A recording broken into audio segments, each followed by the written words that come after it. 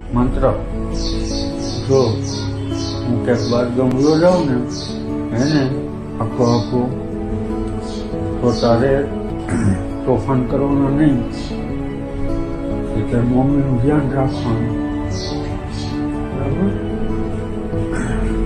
પછી તારી મમ્મી કહે ને એમ બધું કરવાનું, પછી બે દીદીનું ધ્યાન રાખવાનું હો. અને પપ્પાનું આવે ને તો